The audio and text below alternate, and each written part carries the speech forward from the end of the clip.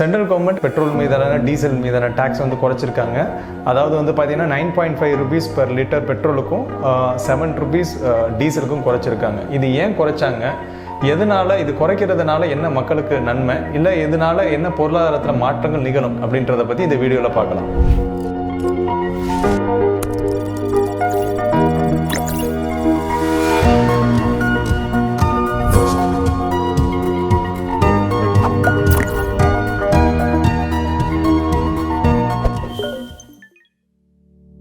இப்போது இந்த price குறைச்சிருக்கிறதுக்கு reason என்னன்னு கேட்டிங்கன்னா இன்ஃப்ளேஷன் சொல்கிறாங்க. அப்போ இந்த இன்ஃப்ளேஷனாக என்னன்றது தெரிஞ்சுக்கிறதுக்கு நம்ம ஒரு வீடியோ போட்டிருக்கோம், அது இந்த டிஸ்கிரிப்ஷனில் கொடுக்குறோம், நீங்கள் அதை பார்த்து நீங்கள் செக் பண்ணிக்கலாம்.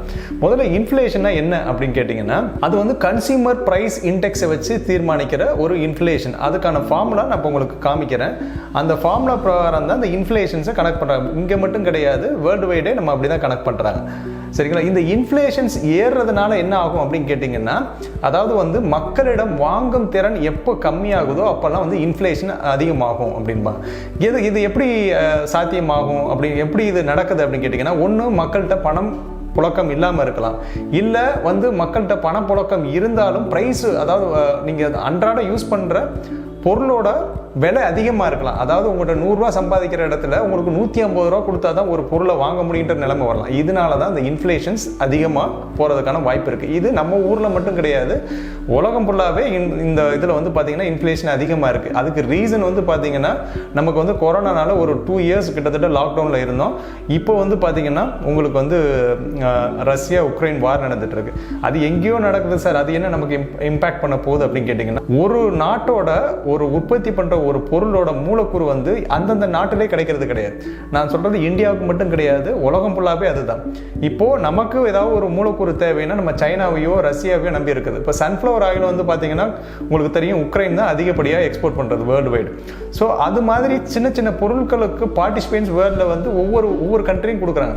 ஸோ அது ஒரு மூலக்கூறு செயின் பாதிச்சா கூட மொத்தமாகவே பாதிக்கும். ஏற்கனவே நம்ம வந்து கொரோனாவில் வேர்ல்டு வைடு இன்ஃப்ளேஷன் அதிகமாயிடுச்சு.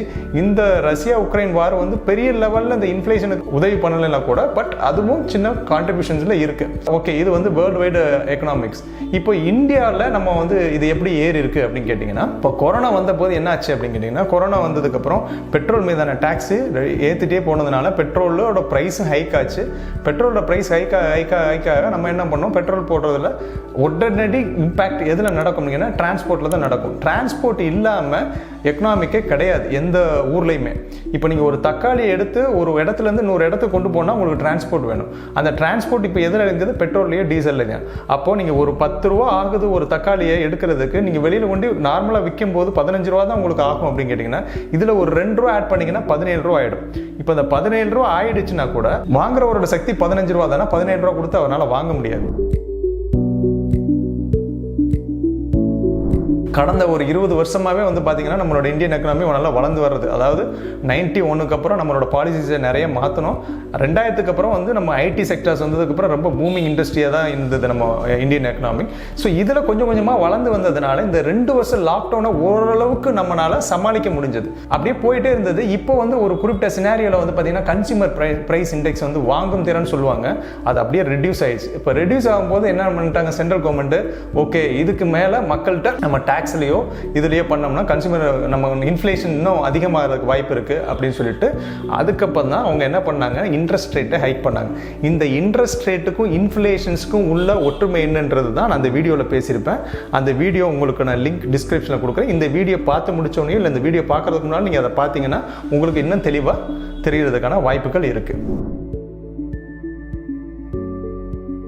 இன்ஃப்ளேஷனா என்னன்னு தெரியுது, பட் நான் உங்களுக்கு ஒரு உதாரணத்துக்காக இன்ஃப்ளேஷனோட வேர்ல்டு வைடு நம்ம ஒரு 4 கண்ட்ரியை எடுத்து வச்சு, America, China, Singapore and India, அதோட இன்ஃப்ளேஷன்ஸ் பர்சன்டேஜ் என்ன இருக்குன்றதை நீங்கள் இப்போ ஸ்க்ரீனில் பார்க்கலாம்.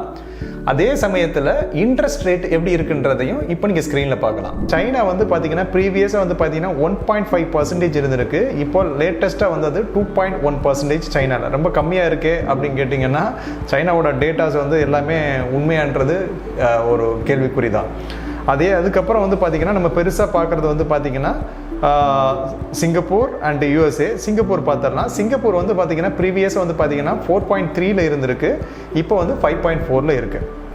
ஸோ அதுக்கப்புறம் வந்து பெரிய கண்ட்ரின்னு வந்து பார்த்தீங்கன்னா நமக்கு வந்து யுனைடெட் ஸ்டேட்ஸ் வந்து பார்த்தீங்கன்னா 8.5 ப்ரீவியஸ், இப்போ 8.3 கொஞ்சம் ரெடியூஸ் ஆகிருக்கு. என்ன சார் நம்ம ஊரோட அதிகமாக இருக்குன்னு கேட்கலாம். முதல்ல நம்ம ஊர் ரேட் என்னன்றதையும் பார்த்துலாம். இந்தியாவோட எதுவும் இன்ஃப்ளேஷன்ஸ் பர்சன்டேஜ் என்ன இருக்குது அப்படின்னு பார்க்கலாம். நம்ம இந்தியாவில் வந்து பார்த்தீங்கன்னா 6.95, அதே மாதிரி இப்போ கரண்டில் வந்து பார்த்தீங்கன்னா 7.79 இருக்குது. ஸோ இதை விட யூஎஸில் வந்து அதிகமாக தானே இருக்குது. அப்போ வந்து யூஎஸும் கொஞ்சம் இதுவாக இருக்கா அப்படின்னு கேட்டிங்கன்னா, அவங்க வந்து ஏற்கனவே வளர்ந்த நாடுகள் பட்டியலில் இருக்காங்க. நான் சொல்லியிருந்தேன் இந்த வீடியோவில், நம்மளால் ஒரு 2 இயர்ஸ் தாக்கு பிடிக்கப்பட்டதே பெரிய விஷயம் சொல்லிட்டு, அவங்களுக்கு இன்னும் ஒரு 2 வருஷம் கூட இந்த இன்ஃப்ளேஷன் இருந்தால் கூட அவங்களால தாக்கு பிடிக்க முடியும். ஏன்னா தனிநபர் வருமானம் பெர் கேபிட்டா இன்கம்னு சொல்லுவாங்க, அது நம்மளோட பன்மடங்கு மேலே. ஸோ அதனால் அவங்களால தாக்கு பிடிக்க முடியும். அவங்களுக்கும் எப்போ இது வந்து ஒரு ஸ்டேஜுக்கு மேலே தாக்கு பிடிக்க நிலைமை வரையில் இதே மாதிரியான நம்ம கவர்மெண்ட் பண்ணது மாதிரியான டேக்ஸ் ரெடியூசஸ் மற்றது பண்ணுவாங்க. ஸோ அங்கே வந்து பெட்ரோலுக்கு இதுக்குன்னு கிடையாது, மற்ற டேக்ஸஸ் இதில் ரெடியூஸ் பண்ணணும்னு பண்ணுவாங்க. இது வந்து இன்ஃப்ளேஷனுக்கான பர்சன்டேஜ். இப்போ இன்ட்ரெஸ்ட் ரேட்டை பார்க்கலாம். சைனாவில் வந்து பார்த்தீங்கன்னா ப்ரீவியஸ் 3.7, இப்போவும் 3.7 தான் இருக்குது. சிங்கப்பூரோட ரேட்டு வந்து பார்த்தீங்கன்னா 0.61, இப்போ இருக்கிறது வந்து பார்த்தீங்கன்னா 0.36. அவங்க இன்ட்ரெஸ்ட் ரேட்டை கொஞ்சம் ரெடியூஸ் பண்ணியிருக்காங்க.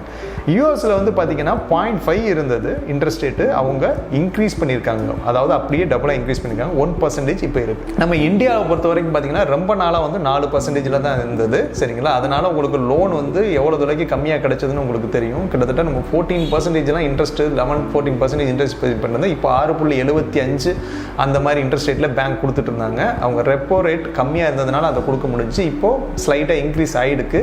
ஸோ அதனால் மேபி உங்களுக்கு ஹோம் லோன்லையும் இது அஃபெக்ட் ஆகிறதுக்கான வாய்ப்புகள் இருக்குது. ப்ரீவியஸாக என்ன இருந்ததுன்னா 4% இருந்தது. இப்போ ரெப்போ ரேட் ரீசெண்டாக ஆர்பிஐ கவர்னர் அனௌன்ஸ் பண்ணும்போது 4.4 இருக்குது. இப்போ 4.4 இருக்குது.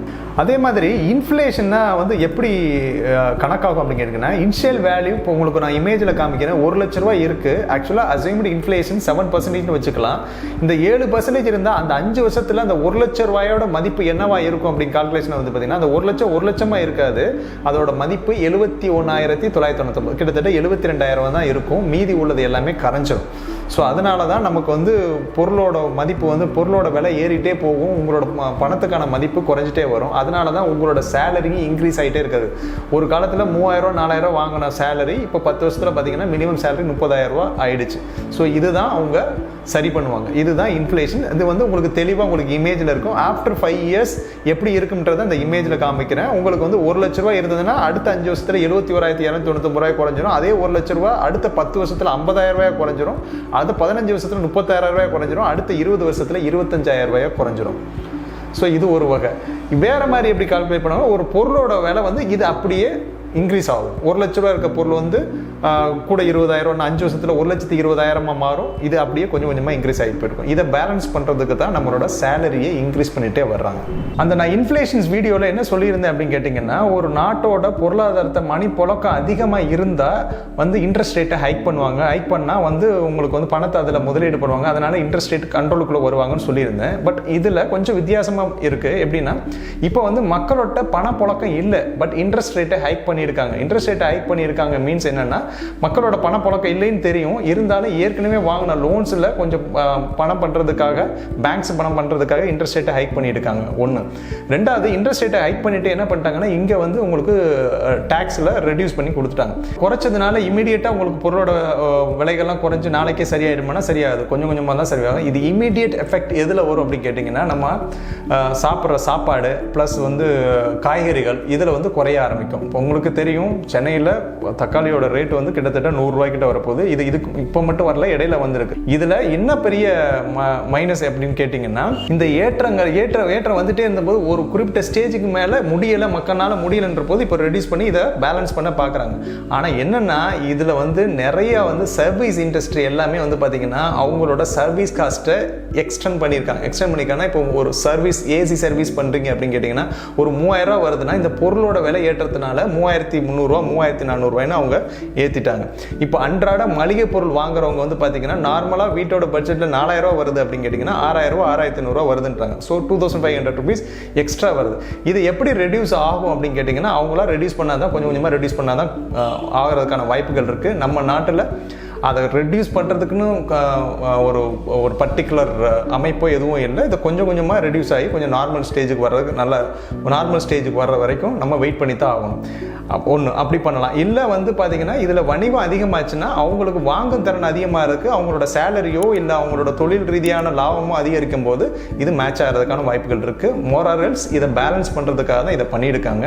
இதனால் பங்கு வர்த்தகத்தில் என்ன ஆகும் அப்படின்னு கேட்டிங்கன்னா, ஸ்டாக் மார்க்கெட்டை பொறுத்த வரைக்கும் பார்த்தீங்கன்னா கொஞ்ச நாளாகவே கீழே தான் வந்துட்டு இருக்கு. ஒரு 2-3 நாளாக தடுமாற்றமாக இருக்குது, மேலேயா கீழேயான்னு தடுமாற்றமாக இருக்குது.